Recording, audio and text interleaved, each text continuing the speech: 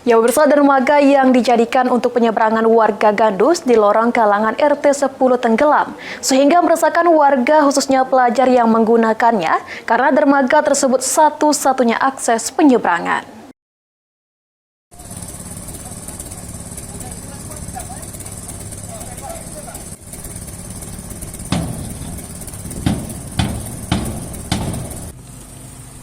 Menjadi akses penyeberangan warga, dermaga Gandus kondisinya memprihatinkan karena sebagian tenggelam.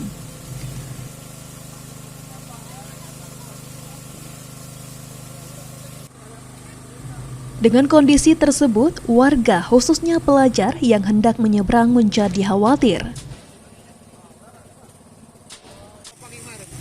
Menindaklanjuti kondisi tersebut, pihak Dinas Perhubungan langsung mendatangi lokasi dermaga yang berada di lorong Kalangan RT 10 RW 3 Gandus dan langsung lakukan perbaikan.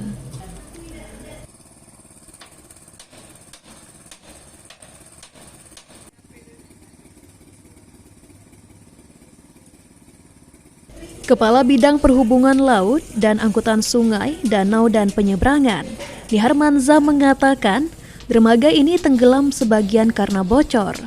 Selanjutnya, pihak dinas menguras air yang masuk ke dalam ponton agar dermaga kembali berfungsi dengan baik.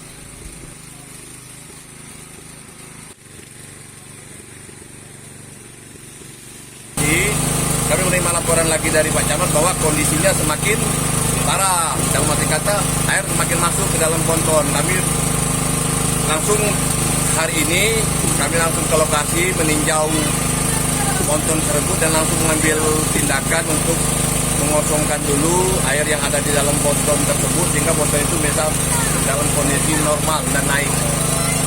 Ini Pak sudah berapa lama Pak ini Pak kira-kira? Ini sebenarnya laporan yang kami terima dari Pak Camat mungkin sekitar 2 minggu. 2 minggu yang dari Pak Camat.